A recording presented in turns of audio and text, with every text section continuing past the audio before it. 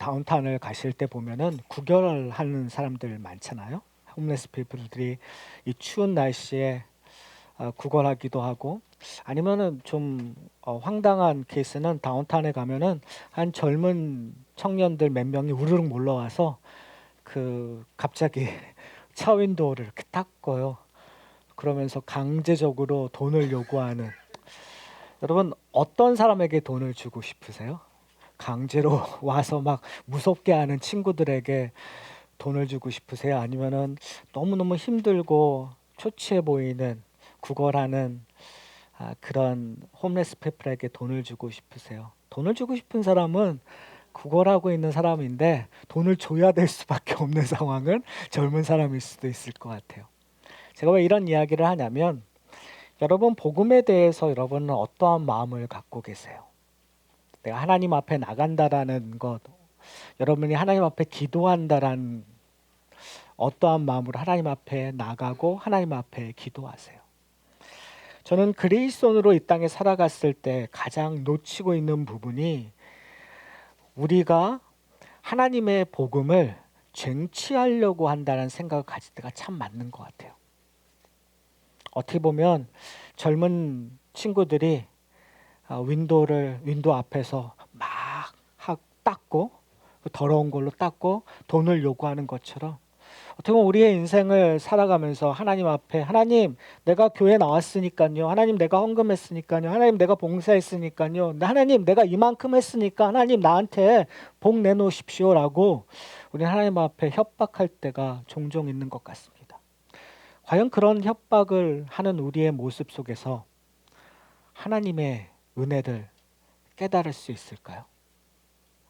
저는 우리는 좀 beggar, 하나님 앞에 구걸하는 인생이 되었으면 좋겠어요. 여러분 별로 듣기 싫죠? 우리가 어떻게 구걸하는, 우리의 존재가 있는데, 우리가 지금 그래도 좀 능력 있고 고상한 존재인데 구걸하다니 그게 말이 됩니까? 라고 얘기하는데, 저는 복음을 이해하면서, 특별히 오늘 본문을 설교하면서 우리가 못하는 것이 하나님 앞에 구걸하는 거예요. 그러니까 구걸한다는 말은 뭐냐면요, 우리 것이 아닌 것을 달라고 요구하는 거예요. 우리가 그것을 얻어낼 수 있는 능력이 안 되는데, 우리가 그것을 받을 수 없는데, 우리가 아무것도 하지 않았는데 하나님 앞에 구걸하는 거예요. 하나님 이거 주십시오. 나는 아무것도 할 능력이 없고 이걸 쟁취할 수 있는 아무런 자격도 되지 않습니다라고. 근데 우리는 구걸하지 않아요. 우리는 구걸하지 않는데 우리는 은혜를 안 돼요. 우리는 구걸하지 않는데 그 하나님이 주시는 선물, 그걸 우리가 소유하고 있고 알고 있고 그걸 누리고 있대요. 여러분, 이게 조금만 생각하면 이게 이치에 맞는, 논리적으로 맞는 생각이십니까? 저는 우리가 하나님의 은혜를 안다고 하면서 우리가 어떠한 존재인지를 모르고 있다면 어쩌면 하나님의 은혜를 알지 못한다고 얘기할 수도 있다라는 거죠. 오늘 본문을 좀 살펴봤으면 좋겠어요. 오늘 본문의 시작은 24절에 이렇게 시작이 됩니다. 예수께서 일어나서 거기를 떠나라고 얘기했어요. 그럼 거기는 어딜까요? 거기를 떠나 두로 지방으로 간대요. 마가복음에서 이 시돈과 두로가 좀 가끔 등장해요. 마가복음 3장에서도 시돈과 두로가 나와요. 예수님께서 항상 어떤 일들이 있은 다음에 의도적으로 시론과 두로로 가고 있어요. 그런데 시론과 두로는 우리가 생각하는 것처럼 그냥 일반적인 지명이 아니라, 성경에서 시론과 두로가 나왔을 때는 하나님의 심판이 임하는, 그러니까 소위 말해서 이방의 종교들이, 이방의 우상 숭배들이 심했던 곳이 시돈과 두로였어요. 이사벨의 고향이기도 하고요. 어떻게 보면 이 시돈과 두로로 인하여 이스라엘 백성들이 더욱더 타락했었고, 하나님께서 이 시돈과 두로를 질책했었던 그곳이에요. 그런데 예수님께서는 마가복음 3장에도 그랬고 오늘 본문에도 나오고 의도적으로 이곳으로 가세요. 그런데 더 중요한 건 뭐냐면 거기서 가신다고 얘기해요. 그럼 거기서가 어딜까요? 지난주에 살펴봤던 바리새인들과의 논쟁하셨던 그곳에서 가신다라는 거예요. 그러니까 이 말은 이 바리새인들의 논쟁, 장로의 전통의 논쟁을 여러분이 이해하시고 오늘 이 이방 여인, 헬라 여인의 이야기를 이해하셔야 돼요. 그러니까 만약에 우리가 바리새인의 논쟁들, 장로 전통의 논쟁을 제대로 이해하지 않고서는 이 헬라인, 이방 여인의 이야기를 놓칠 수가 있어요. 이 이야기는 너무나 간단해요. 한 여인이 오늘 본문에서 기록된 것처럼 스로베니아 족속의 여자인데 이 여자가 예수님을 찾아옵니다. 예수님을 찾아오는 것은 너무나 간단해요. 왜요? 자기의 딸이 귀신 들렸기 때문에 이 귀신을 쫓아내기를 간청하기 위하여 예수님 앞에 나옵니다. 근데 예수님께서 뭐라고 얘기하죠?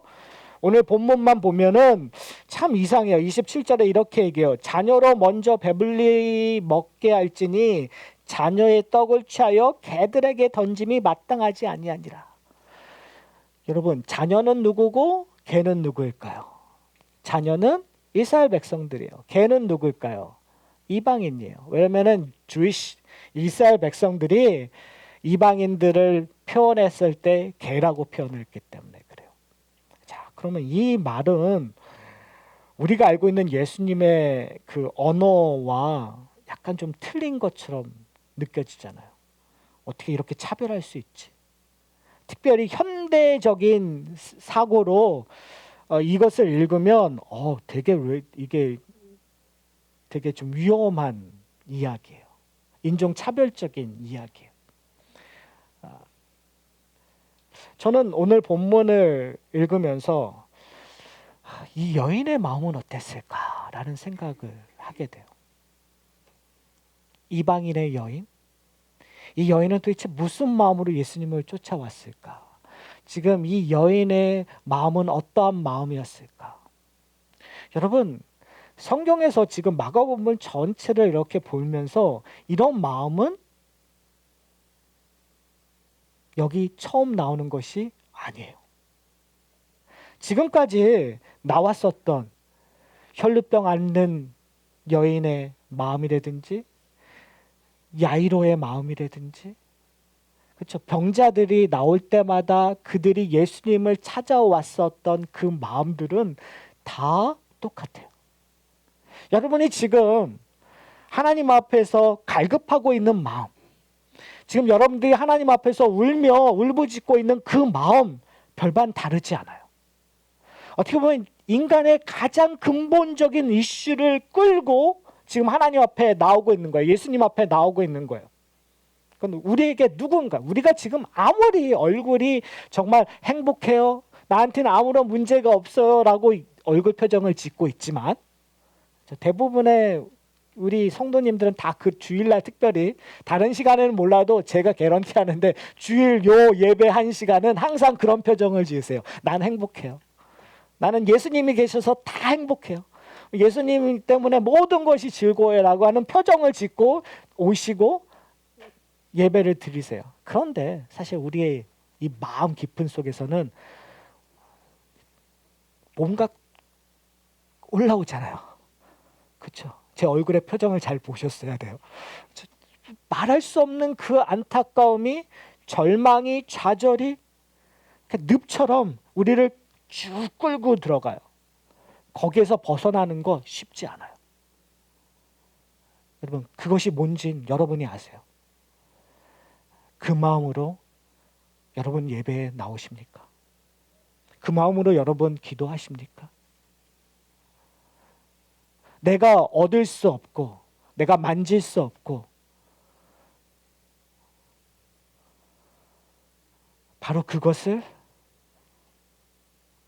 해결해 줄 수 있는 사람이 있다면 여러분 어떻게 하시겠습니까?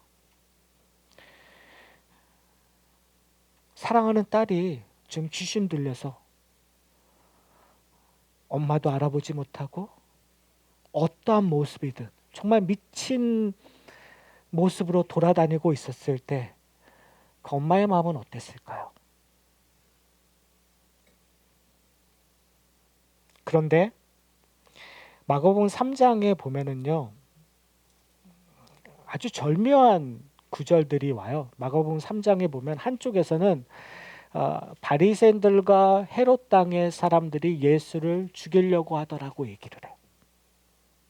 그리고 그 다음 절에 어떤 편이 나오냐면요. 시돈과 두로의 사람들이 예수 그리스도의 소문을 듣고 예수를 찾아온다라는 표현을 쓰고 있어요.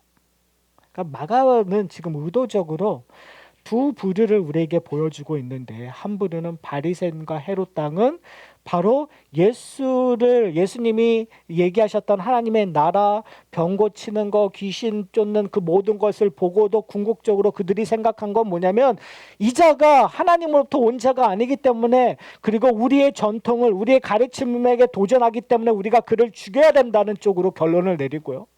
이스라엘 백성들이 생각하기에 그들은 이방인이요, 개도 개 같은 사람이요, 아무런 희망도 없고 하나님을 알지도 찾지도 않는 사람이라고 생각했던, 씨 뿌리는 비유로 얘기하면 길가에 뿌려졌고 가시덤불에 뿌려졌고 돌짝에 뿌려졌는 그들이 예수님의 소문을 듣고 찾아온다고요.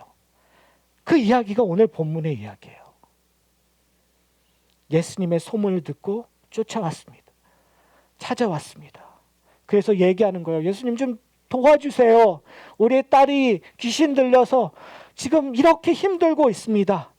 그 여인은 다른 답을 듣고 싶었었겠죠. 근데 지금 예수님께서는 뭐라고 얘기하세요? 자녀들을 배부르게 먹여야 된다라고요. 그 말은 뭐냐면요. 예수님께서 지금 이 땅에 오신 목적, 사명에 대해서 얘기하고 있는 거예요. 지금 구약에서부터 모해에 대한 예언들이 끊임없이 왔었죠. 마가는 의도적으로 우리에게 예수 그리스도가 구약에 약속되었던 예언들, 약속되었던 일들을 완성하기 위하여 이 땅에 오셨다고 얘기해요. 뭐예요? 메시아적인 사명이에요. 이스라엘을 구원하는 사명으로 예수님이 이 땅에 오셨다라고 성경은, 마가복음은 이야기하고 있는 거예요. 그리고 오늘 본문에서도 예수님께서 얘기하고 있는 거예요. 내 자녀로 먼저 배부르게 먹게 할지니, 어떻게 보면은 오병이어의 사건 다음에 나오는 이 말은 우리에게 또 다른 생각을 하게 하는 거예요. 왜요? 이스라엘 백성들은 그동안에 배부르게 먹지 못했어요. 예수님께서 그들을 불쌍히 여겼었던 이유는 그들이 목자 없음으로 인하여 그들이 다른 쪽으로 하나님을 섬기고 하나님을 따라가야 되는데, 그들은 목자 없기 때문에 거짓 선지자, 거짓 왕, 거짓 가르침을 통해서 궁극적으로 그들이 어디로 갔었어요? 하나님을 버리고 다른 신을 섬기며 우상 섬기는 일들로 향했었단 말이에요. 그러니까 예수님께서 이 땅에 오셔서 오병이어를 기적을 베푸시는 이유는 그들을 하나님의 만찬으로 초대하는 거예요. 하나님의 관계로 초대하는 거예요. 무너졌던 언약을 회복하는 거예요. 떡을 먹이면서 그들과 함께 함으로 말미암아 그런 일들이 이루어진 거죠. 그래서 예수님께서 얘기하는 거예요. 내가 이 땅에 온 거 이스라엘 백성들을 구원하기 위함이다. 어떻게 자녀들의 떡을 취하여 개들에게 던짐이 마땅하냐. 지금은 때가 아니라는 거죠. 근데 여기서 이 여인의 믿음이 드러나요. 사실 오늘 마가복음에는 좀 빠진 부분이 있는데, 마태복음 15장에 보면 이 여인이 예수님께 나와서 뭐라고 얘기하냐면 15장 22절에 이렇게 얘기해요. 주 다윗의 자손이여 나를 불쌍히 여기소서. 그러니까 지금 이 가나안의 여인, 이 이방 여인은 예수 그리스도가 누구인지 알고 있었던 거예요. 그냥 단순히 소문만 들었었던 것이 아니라 그가 다윗의 자손이요 하나님의 아들이심을 알고 있었어요. 그래서 그녀가 하는 말이 뭐냐면 나를 불쌍히 여겨주시옵소서라고 얘기하면서 이렇게 얘기해요. 주여 올소이다마는 상 아래 개들도 아이들이 먹던 부스러기를 먹나이다. 뭐예요? 그 은혜의 부스러기라도 나를 먹게 하여 주시옵소서. 지금까지 하나님의 기적이 일어났었을 때 다 이런 마음으로 사람들이 왔었던 거예요. 이런 마음으로 예수 그리스도의 옷을 만졌고 이런 마음으로 그 병든 사람 중풍병자를 끌고 와서 지붕을 뚫고 예수님 앞에 내려놓았었던 것 다 하나님 내가 부스러기만이라도 하나님 내가 듣던 그 소문이 일어날 길을 간절히 소원하면서 예수님에게 나왔었던 거예요. 사랑하는 성도 여러분, 여러분은 그런 마음으로 예수님 앞에 나옵니까? 우리는 어떻게 보면 우리 머릿속으로는 모든 공식, 모든 논리로 하나님의 일들이 일어날 것이고 우리는 어떻게 구원받았고 우리는 어떻게 이 땅을 살아가는지 우리는 머릿속으로 다 알고 있는 것처럼 행동해요. 그러나 여러분, 여러분이 지금 내 마음속에서 움직이고 있는 내 영혼을 망가뜨리고 있는 그 일을 통하여 그 일 때문에 예수님 앞에 나오고 계세요. 예수님께 울부짖고 계세요. 울부짖으셔야 돼요.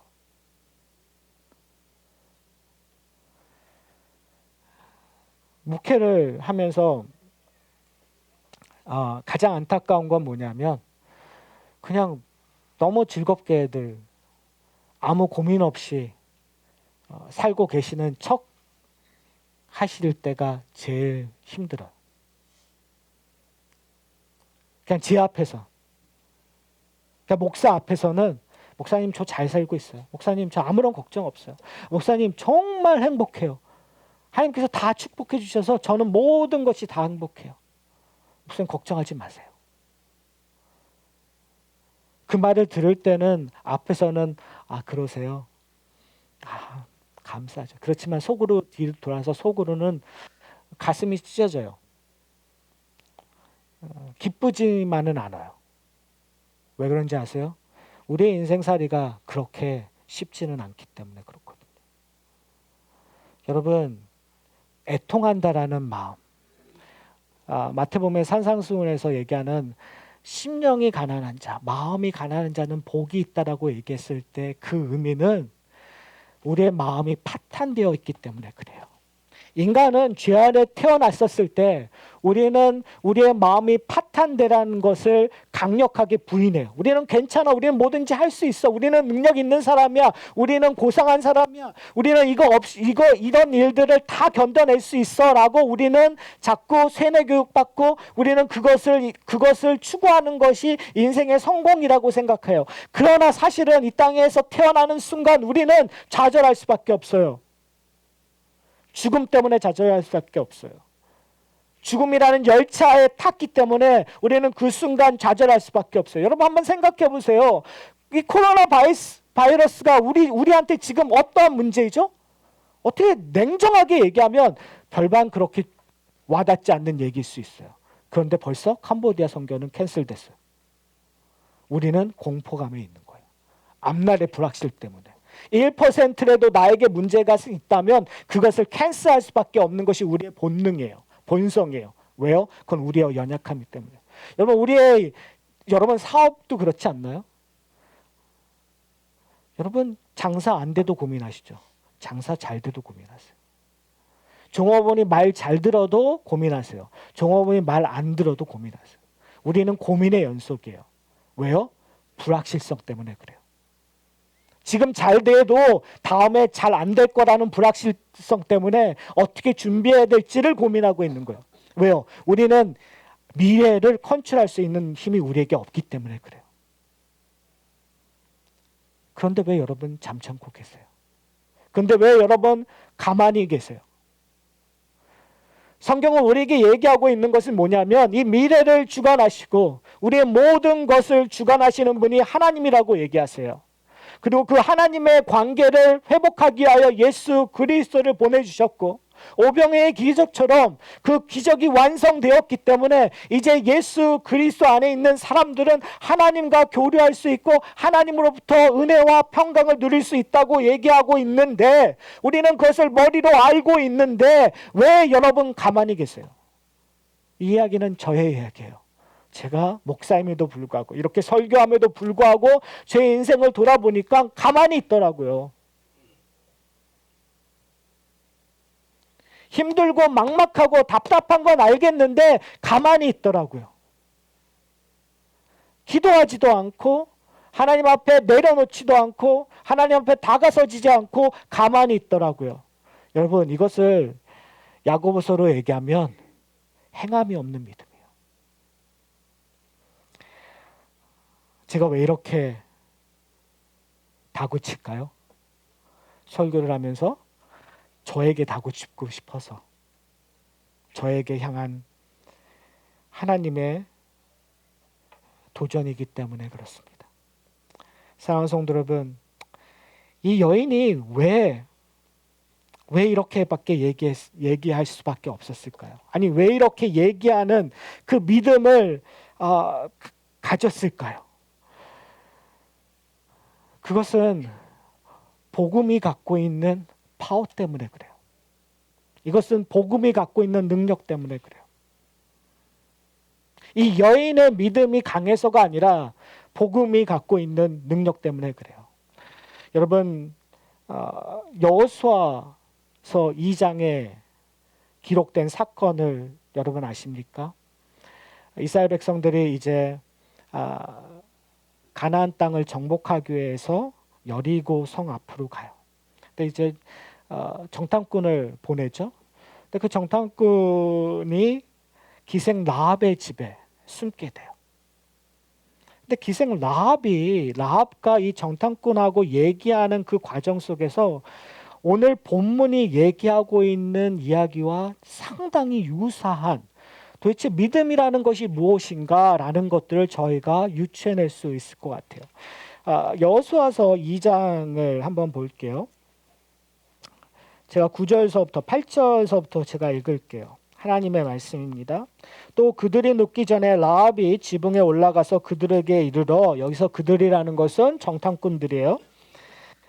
말하되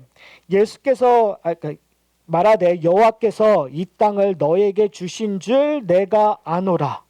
뭐라고요? 이 땅은 무슨 땅이에요? 가나안 땅이에요. 그러니까 자기가 하나님께서 이 가나안 땅을 이스라엘 백성들에게 주실 줄을 자기가 안다고 얘기를 해요. 그러면서 이렇게 얘기해요. 우리가 너희를 심히 두려워하고 이 땅의 주민들이 다 너희 앞에 간담이 눕나니 이는 너희가 애굽에서 나올 때 여호와께서 너희 앞에 홍해 물을 마르게 하신 일과 너희가 요단 저쪽에 있는 아모리 사람들의 두 왕 시온과 욕에게 행한 일, 곧 그들을 전면시킨 일을 우리가 들었음이니라. 우리가 듣자 곧 마음이 녹았고 너희로 말미암아 사람이 정신을 잃었나니 너희의 하나님 여호와는 위로는 하늘에서도 아래로는 땅에서도 하나님이시니라. 그러므로 이제 청하노니 내가 너희를 선대하였은즉 너희도 내 아버지 집을 선대하도록 여호와로 내게 맹세하고 내게 증표를 내라. 무슨 말이에요? 지금 이 라합이라는 여인이 지금 이 여리고 성에 있는 모든 사람들이 경험하고 있는 얘기들에서 얘기하고 있는 거예요. 이스라엘 백성들이 어떻게 출애굽해서 지금 이곳까지 왔는지에 대해서 그들이 듣고 떨리고 있고 두려워하고 있다는 사실을 알아요. 여러분, 어떠한 사건에 대해서 객관적으로 아는 것들은 믿음이 아니에요. 지금 이 시돈과 드로에 있는 사람들이 예수 그리스도의 소문을 듣고 예수 그리스도의 능력이 있다는 것을 아는 것을 믿음이라고 얘기하고 있잖아요. 믿음은 뭐냐면 지금 이 라합이 얘기하고 있는 거예요. 그가 하나님이신지 알고 그가 모든 것을 알고 있는데 내가 당신들을 선대하는 것을, 내가 당신들을 보호하고 구해주는 것, 이 일들을 하나님이 안다고 확인해 주십시오. 그것을 맹세로 여겨주십시오. 왜요? 지금 라합은 뭐하고 있으니까요. 자기의 목숨을 걸고 그들을 보호하고 있는 거거든요. 그것을 믿음이라고 하는 거예요. 지금 오늘 본문에서 얘기하고 있는 이 이방 여인은 그 소문을 듣고 가만히 있는 것이 아니라 예수 그리스도 앞에 나왔어요. 그리고 예수 그리스도께서 어떻게 보면은 정말 말도 안 되잖아요. 자기를 개라고 얘기하는 그런 표현을 쓰면서 정말 은혜를 베푸실 것 같지 않을 것처럼 들리는 그 말 속에서도 담대하게 얘기하는 것이 뭐냐 하면 나는 개입니다. 나는 구걸할 수밖에 없는 존재입니다. 그러니 내가 떨어진 떡이라도 먹겠습니다라고 나오는 거예요. 뭐 때문에요? 의지가 강해서요? 아니요. 예수 그리스도의 능력을 믿었기 때문에 그래요. 사랑하는 성도 여러분, 오늘 본문을 통해서 우리에게 얘기해 주고 싶은 두 부류가 있어요. 한 부류는 장로의 전통으로 예수님과 논쟁했던 바리새인들이에요. 그들은 하나님의 말씀을 너무나 잘 알고 있어요. 그래서 하나님의 말씀을 사용해서 자기들의 유익을, 자기들의 경건성을, 자기들의 종교의 열심을 잘 포장했어요. 그러나 예수를 알아보지 못했어요. 그리고 예수를 죽이려고 하는 그룹들이에요. 또 한 부류는 아무런 힘도 없고, 그리고 심지어 이방인이에요. 심지어 개와 같이 표현될 수 있도록 하나님의 은혜 밖에 있는 사람이에요. 그런데 그녀는 예수를 알아보고 예수 앞에 나와서 구걸하고 있어요. 예수님 은혜를 베풀어 주십시오. 여러분 어느 쪽에 서 계시기를 원하십니까? 여러분이 지금 갖고 있는 직분 때문에 바리새인 속에 서 있다면 여러분 그 직분 내려놓으세요. 여러분이 지금 갖고 있는 여러분의 크리스천 라이프, 여러분의 가정이 뭐 3대고 몇 대고 교회를 뭐 어떻게 했고 뭘 했고 그것 때문에 바리새인의 자리에 있다면 여러분 그거 다 내려놓으시길 소원합니다. 여러분이 지금까지 헌신했던 그 모든 것 때문에, 여러분의 지식 때문에 바리새인 자리에 있다면 그런 것 다 쓰레기로 배설물처럼 내려놓으시기를 소원합니다. 그리고 여러분 이 이방인의 여인처럼 하나님 앞에 구걸하는, 하나님 내 힘으로 아무것도 얻을 수가 없습니다. 정말 부스러기라도 나에게 주신다면 내가 그것을 먹겠나이다. 만약에 우리가 그런 마음으로 나간다면 여러분 우리의 문제는 우리의 문제가 아니라 그리스도의 문제가 되는 거예요. 우리의 문제는 더 이상 우리의 문제가 아니라 성령님의 문제가 되는 거예요. 그럴 때 성경에서 예수께서 이렇게 얘기해요. 수고하고 무거운 짐진 자들아 다 내게로 오라. 내가 너희를 쉬게 하리라고 얘기한 거예요. 여러분 우리가 쉬어야 돼요. 여러분 우리가 평화를 누려야 돼요.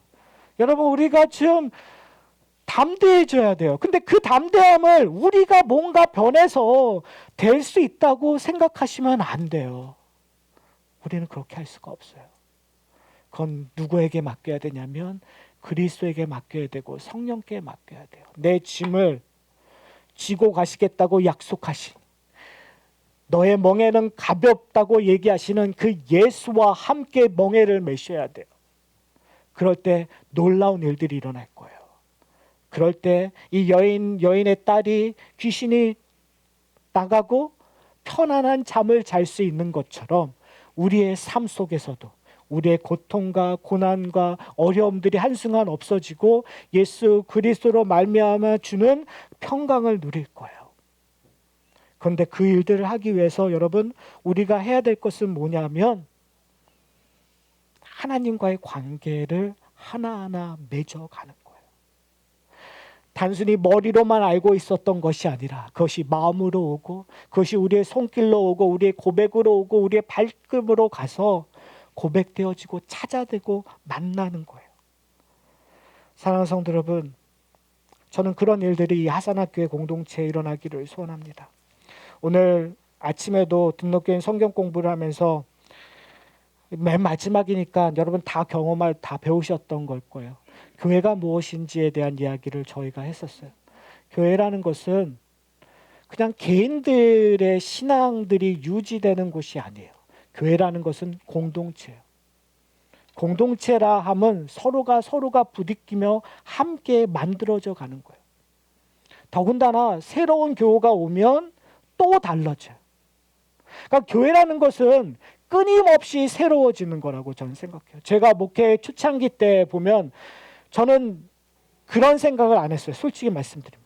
저는 제가 생각하는 좋은 교회, 올바른 교회 그 길로만 가면 된다고 생각을 했었어요.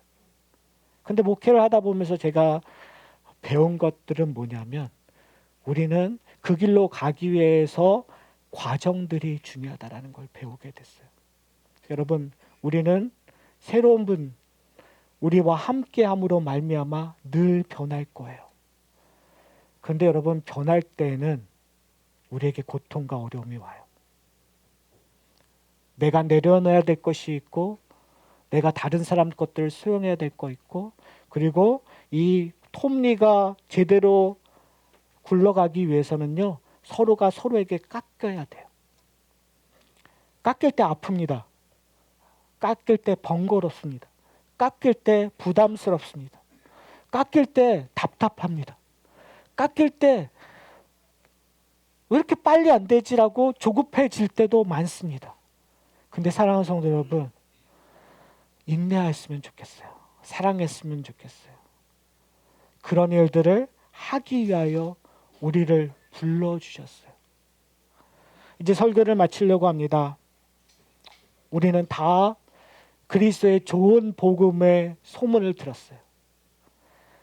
그리스도로 말미암아 어떠한 공동체가 만들어져야 되는지, 어떠한 가정이 세워져야 되는지, 어떠한 인간관계가 서로에게 주어져야 되는지 우리는 그 놀라운 소문들을 들었어요. 그리고 성경에서는 그것들을 증거해요. 어떻게 되어져야 되는지, 완성되어야 되는지를 증거해요. 우리에게는 선택이 두 가지가 있습니다. 하나는 하나님 앞에 당당하게 위하여 내가 내 열심으로, 내 능력으로 그 일들을 지키기를 원하는 거예요. 저는 하산학교의 공동체가 그러지 않기를 소원합니다. 만약에 우리가 우리의 능력으로, 우리의 힘으로 이 일들을 한다면 저는 아마 실패한 목사가 될 거예요. 저는 이 하산학교의 공동체가 하나님 앞에 구걸하는 공동체가 되었으면 좋겠어요. 하나님, 우린 힘 없습니다. 하나님, 우리는 절망적입니다. 하나님, 우리의 힘으로는 도대체 안 됩니다. 그러니 하나님, 하나님께서 해주십시오. 하나님께서 이 문제 해결해 주십시오라고 구걸했으면 좋겠어요. 여러분, 얼마만큼 하나님 앞에 구걸하고 계십니까? 이 하산학교의 공동체는 얼마만큼 구걸하고 계십니까? 만약에 우리가 이 공동체가 구걸할 내용이 없다면 그것도 문제인 것 같아요. 우리가 오해하고 있는 거예요. 이 하산학교의 공동체는 괜찮은 공동체구나. 우리의 가정은 괜찮은 공동체구나라고 오해하고 있는 거예요. 나는 괜찮은 존재구나라고 오해하고 있는 거예요.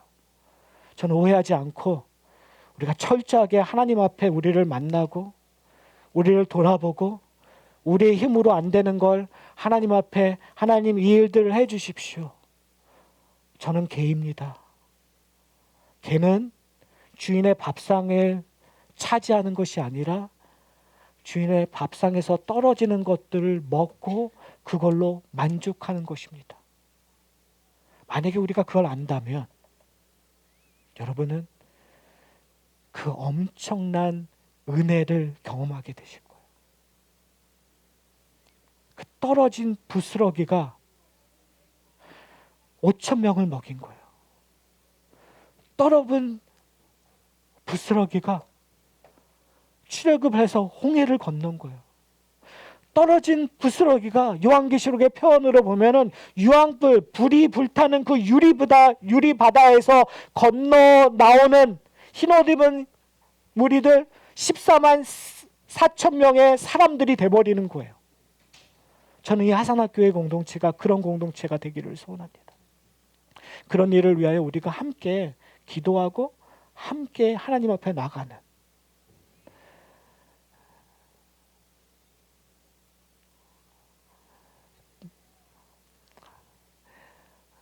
배거가 되는 하나님 앞에 조르는 하나님 앞에 구걸하는 우리의 언어로는 듣기 싫지만 지금 그런 공동체, 그런 가정, 그런 우리 개인이 되기를 소원합니다. 우리 함께 기도했으면 좋겠어요.